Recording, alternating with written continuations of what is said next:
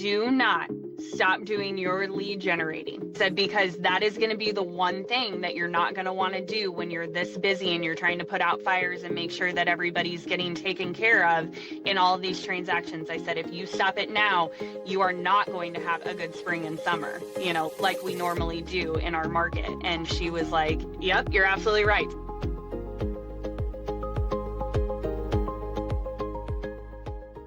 Well, hi, Mackenzie Shelton. Welcome to Sip, Sell, Repeat in Real Estate. And I'm so happy to meet with you today and find out a little bit about Nebraska and Iowa real estate. And as we were talking before, I used to live in Iowa and I'm a native Floridian, so I am back in Florida. Let's just say that. I got some information about you. Let me see. Let me see it was on my computer and I don't know what happened to it. Hold on. Wait a minute. Here we go. Okay, you're a licensed real estate agent for both Nebraska and Iowa and founder and CEO of Prairie and Pine Real Estate Group. That's real interesting. We're going to talk about the names of your things and find out what you've been doing on for about a decade. So we're talking about 10 years. Okay. Specialize in, I see the residential, but also rural and investment properties. And that you're creative Mahogany Acres and also a host of the Roots and Roofs podcast, which again, we're going to talk about a little bit about that. Intro there. And I forgot to introduce myself. I'm Dr. Cynthia Tant here at Sip Sell Repeat. And I've been in real estate, as I was telling Mackenzie, I said, I'm ready to retire. But every time I say that, something happens. I've had the best January, I think, of the last 20 years. I don't know what's happening. And so it kind of drags me and keeps me into the profession. I love it, though. But Mackenzie, tell us a little bit about yourself. Little bit. You tell us about yourself. Yeah, sure. Absolutely. Thank you so much for having me. I really appreciate it. So yes, I'm Mackenzie Shelton. I have been licensed since 2014 in Nebraska and Iowa. And I started my team, Prairie and Pine Real Estate Group, in the middle of 2019. So we're coming up on 7 years here. And I personally invest in real estate. So my husband and I have several rental properties in Iowa, and then we actually do also have a rental property in Florida as well. Wow. Yes. And then we also live on a 40-acre farm outside of Council Bluffs, Iowa, which is kind of where Mahogany Acres was born and created. Yeah. So you were a solo agent? You started out as a solo agent working for a brokerage, right? Yes. So why did you decide you wanted to go your own way and have a team? This is actually a very interesting story. So maybe I'll backtrack just a little bit. When I was actually once I graduated college in 2010, obviously that was a couple of years after the Great Recession, Yeah. and the job market was not so great for just about anybody. And so I applied for any and every job that I possibly could, and actually landed a job working in property management for an apartment complex as a leasing consultant. And so that kind of actually started my real estate career. And what kind of snowballed from there was I ended up working in property management for about 5 years. And my boyfriend at the time, he's now my husband, I was actually going back to school for nursing. And he was like, Mackenzie, I love you, but you are not compassionate enough to be a nurse. He was like, maybe That was brutal. if nothing else, he is so honest with me and I appreciate it. And so he said, maybe you should consider a career in real estate, because at the time I was working for a boutique real estate brokerage that mostly dealt in property management. And at first I was like, oh, no, I want no part of that. Yeah. And then, I kind of thought about it and I was like, boy, he is right. Maybe nursing is not for me, and I'm going to go get my real estate license. So once I got my real estate license, I kind of fumbled my way through the career, as a lot of people do, kind of those first handful of years. And in 2018, I actually was approached by someone at my brokerage who was like, hey, I want to start a real estate team and I want you to do it with me. And my initial response to him was, absolutely not. That sounds terrible. I want no part of that. And, after some further conversation, he kind of convinced me to do it. And so we actually started the team as business partners originally. And within a couple years, it was like summer of 21, we decided to part ways. He kind of went to go do his own thing. And I took over the team as the sole owner. And really, honestly, it was just kind of one of those things where it was like, I realized that there was actually a need and maybe a desire on my part to help agents not fumble their way through this career. That was what I was just Um, going to ask you, basically, because I, the same way, I mean, I started like on a thing where I helped agents from this is way back a long time ago, but I had a computer background and helped them with all whatever was available 25 years ago to use for social media. It wasn't social media, just websites. But the same thing happened. I said, "Oh, I'll get my license," and then I walked in, and it was a friend of mine. He goes, "Will you be my sales manager?" I go, I just got my real estate license. Are you kidding me? So, what are some of those things to bring up about when you fumbled? Because I know I was like, oh my God, what am the heck am I doing right now? But how would you yes. share that kind of process with people? Yeah, so it's so funny. It's kind of the saying, you don't know what you don't know, Mhm. and so it really was a situation where I knew how to be, personable with people. I knew how to, just from my experience with like leasing consulting and helping people with finding a rental property, I knew how to have like those interactions with people to maybe understand what they were really looking for. Was this the right fit for them? Some of those things.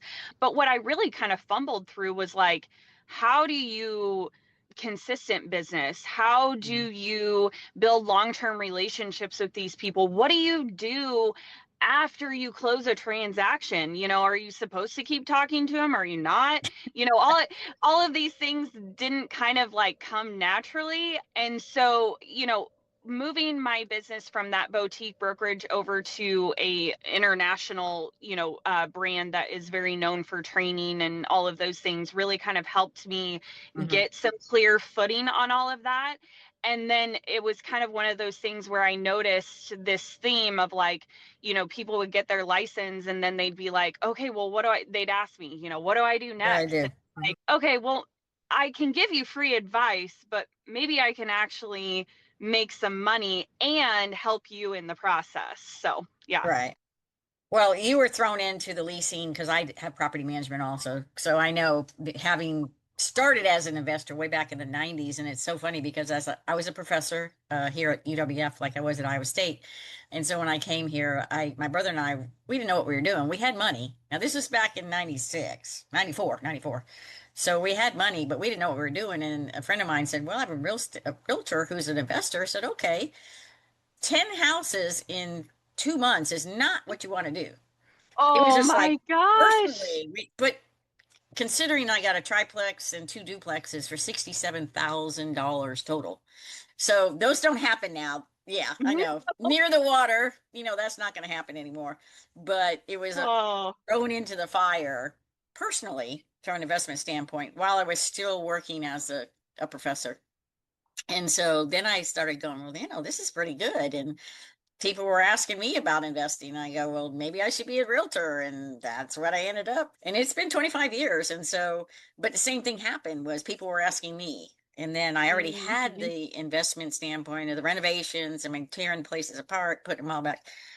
I did notice, though, I think it was about the fourth year when I was teaching at the university and had a two-story historical home. And me, like, I'm a smaller person, got up on a ladder. I guess this is my 40s then.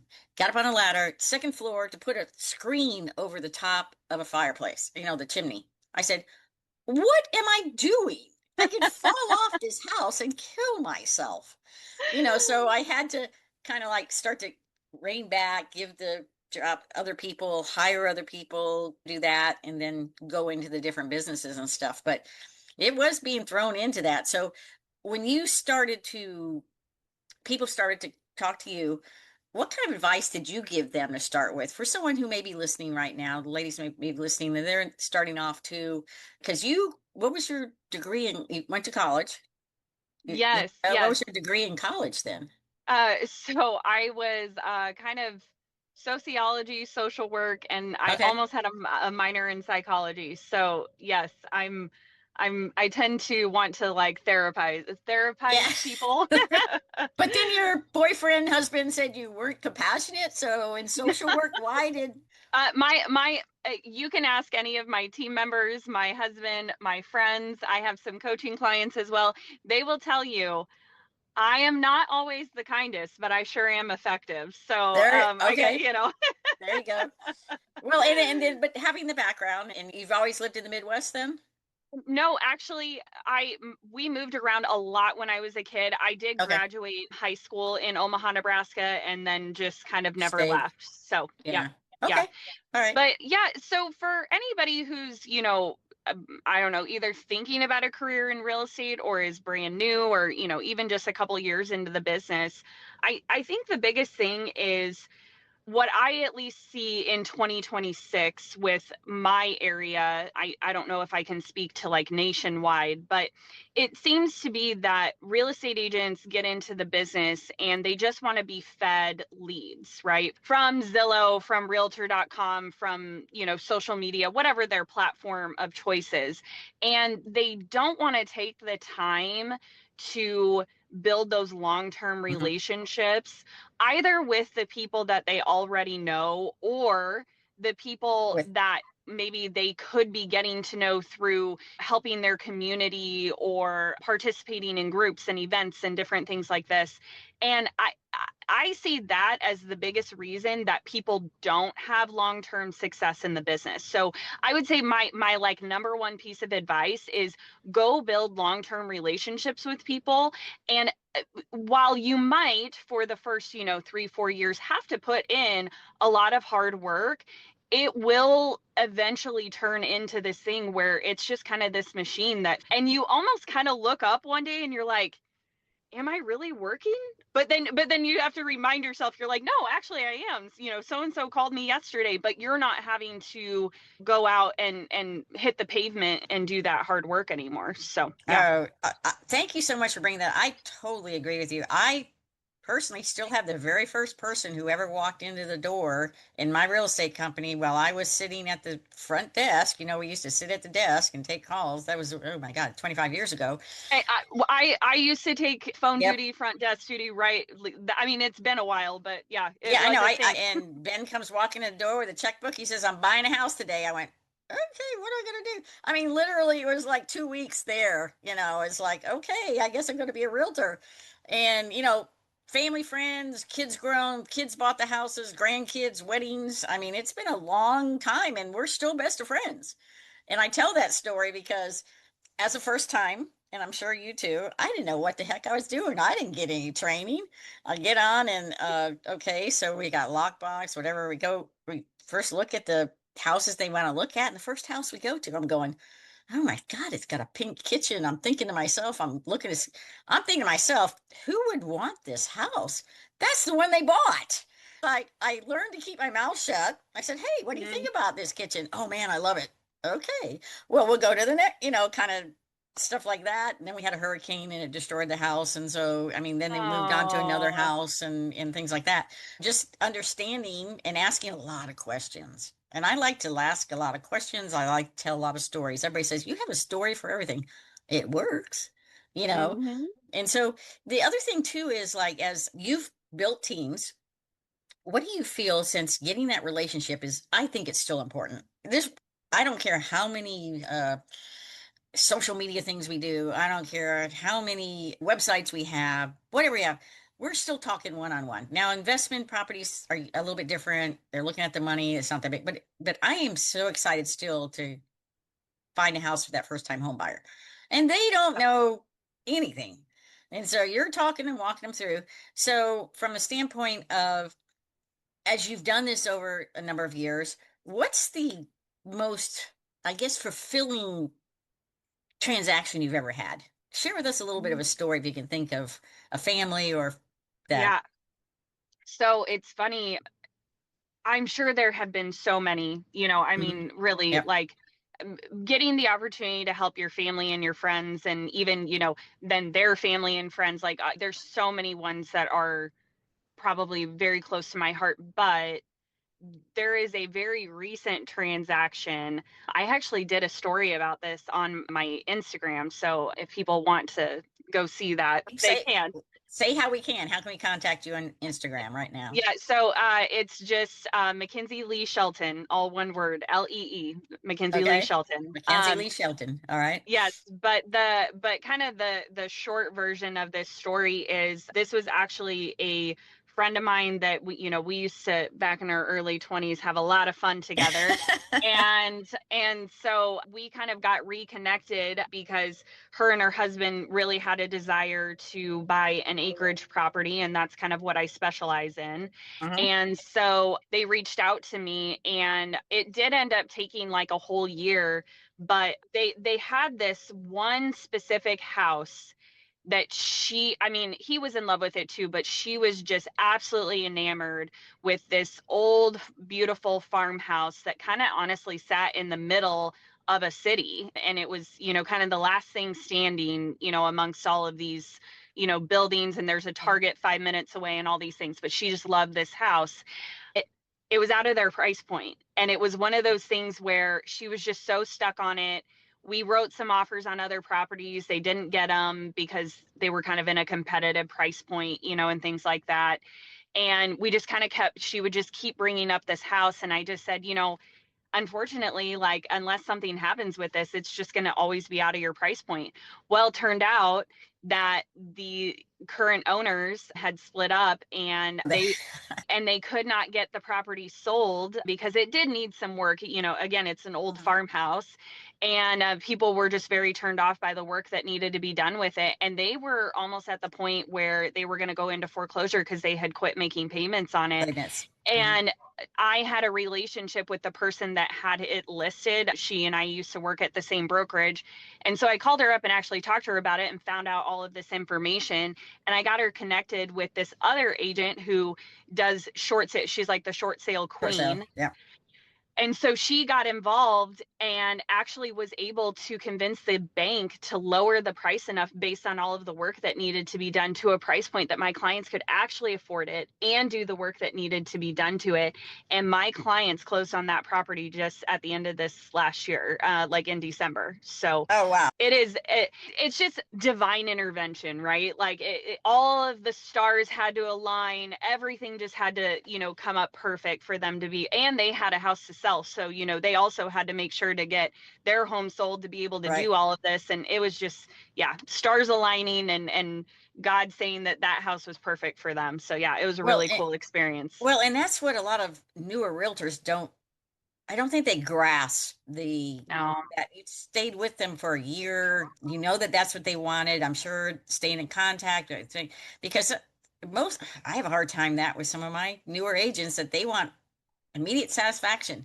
I'm going to do 5 closings this month. I go, man, if you do that, you're going to have to teach me what you're doing, Yeah. because it's like, I'm trying to lower the expectations, but if they want to do that, but I'm telling them kind of especially with inventory right now, it's a different market right now. But it's interesting because gosh, she moved out of the area, but I had a gal, oh my gosh, it's been probably 15 years ago. Met her and she could never get qualified. I mean, she always did stupid stuff, and so Yeah. she could never get qualified. And so I think it was maybe a year later, maybe 2 years later, she was still trying. And she goes, Cindy, I'm so sorry that I can't buy a house. I said, and her name was Rachel. I said, Rachel, you've given me 5 referrals during this period of time that people have bought houses. Because she was Yep. always talking to people and I was still helping her. I was trying to get her to credit. I was trying to do all that.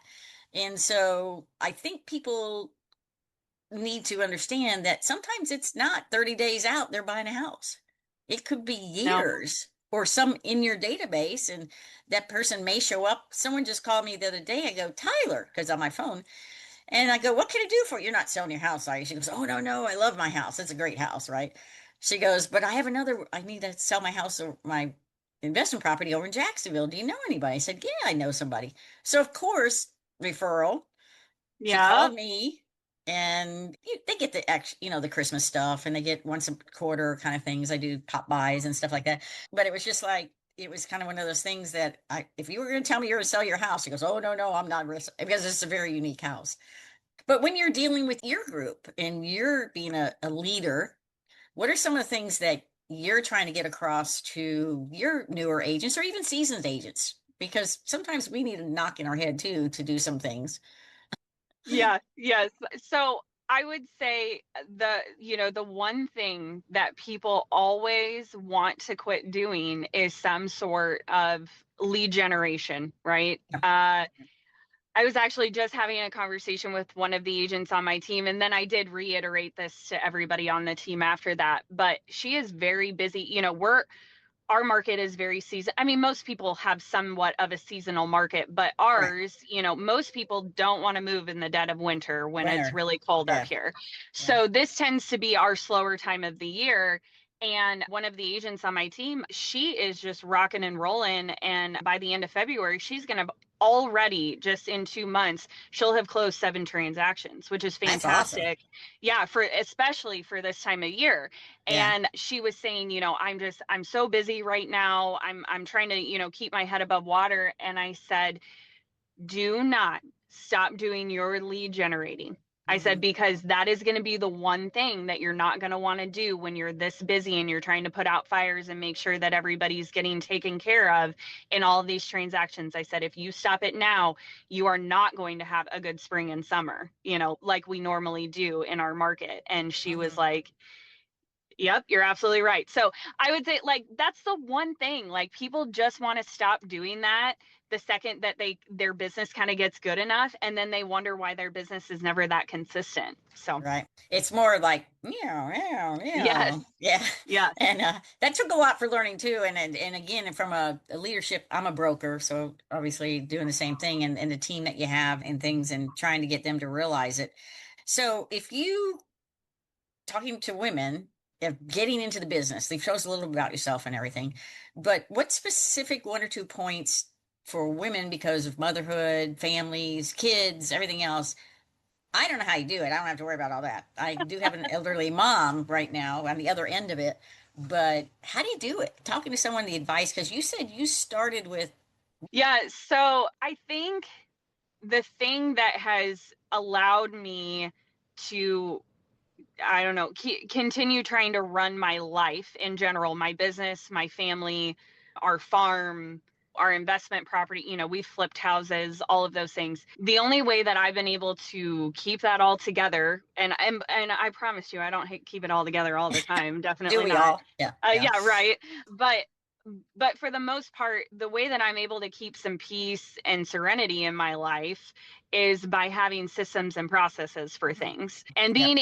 being able to, maybe not necessarily automate things, but just for instance, in my personal life, every single Sunday, my husband and I sit down for, 10-15 minutes and talk about everything that we have going on for that week. What does he need help with? What do I need help with? What do we need to do together? What do we have in some of the businesses that we run together? What do we need to do with those? And that makes a world of difference in making sure that we're not just, flying by the seat of our pants all the time. I would say the other, like, really simple thing, I know this sounds so simple, but I meal plan every single Sunday for like our whole Oh, week. wow. So Okay. I like to cook. I know not everybody does, but I enjoy cooking. I like cooking for my family. And so every single Sunday I am planning out every single dinner that we're going to have that week. I am using, whatever I like shopping at one of our local grocery stores, but like I use their app to purchase all my groceries. I know Mhm. exactly what I need. Either my husband or I go pick it up, and then we're just ready kind of for the whole week as far as food and meals and all of those things go. And then as far as like the business side of things, I would say like systems and processes for everything. Like Mhm. we have everything written down, and that was the one thing that I was really smart to do early on in my business. Was when I did start getting leverage, even just having a part-time assistant, I started writing down all of the processes that were in my Mhm. head. And then we've just built on those as our team has grown and had to kind of evolve from there. So I am super type A. I'm actually this is a very shameless plug. I'm actually writing a book right now Great. on how to help women, very specifically probably for moms, on how to help them find peace and serenity in the chaos of, having children and potentially having a career and all of these things. Because I will tell you what, if I would have been able to read a book like that 10 years ago, I think I would have figured it out a lot quicker. But yeah. Well, and also let's get some more shameless plugs here in that you have your is a website blog? How would It's you a blog. Mahogany? Yep. Okay, so Yep. Mahogany, yeah, and tell us a little bit about it. Yeah. So mahoganyacres.com. I like to just kind of blog about family, and I even throw out recipes that I've tried and made and my family's loved.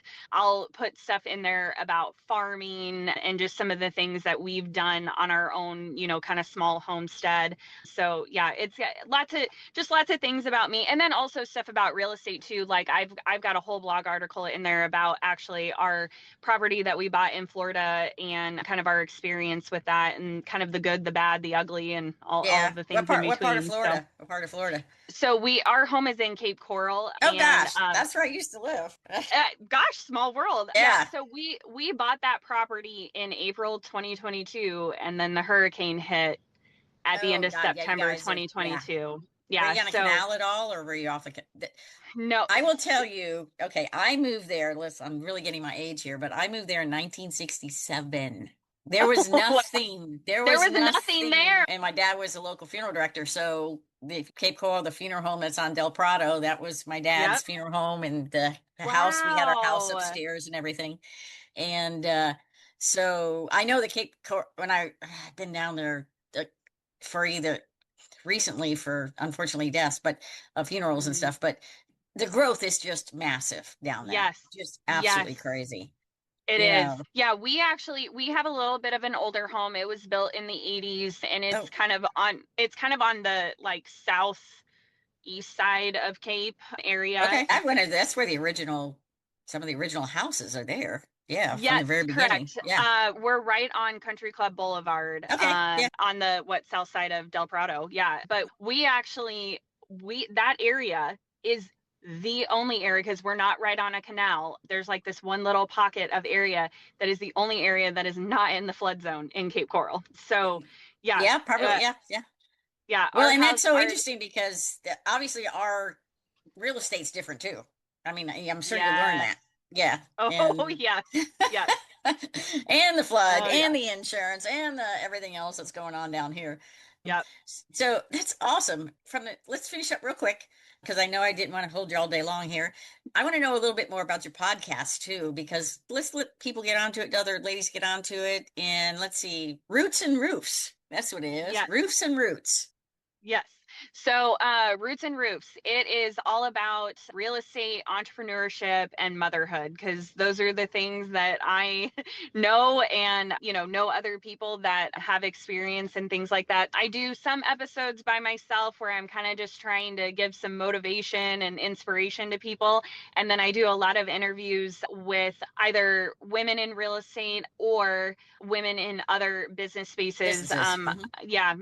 And it has been such a fun journey to be Isn't it? on. Isn't it fun?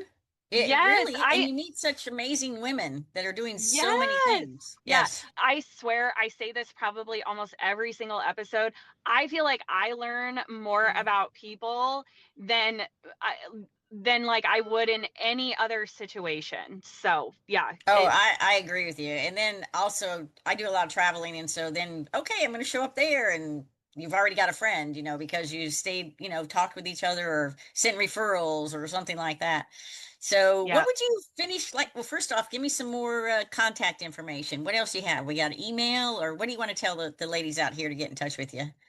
Yeah, easiest thing is to find me on social media. I am on TikTok, but I much prefer Facebook and Instagram. Yeah, I do I'm too. an I'm an elder millennial, so yeah, that's where you'll find me. So Instagram is the easiest. Like Just I said, it's Mackenzie Lee Shelton, and mine is public, so you should have no problem finding me.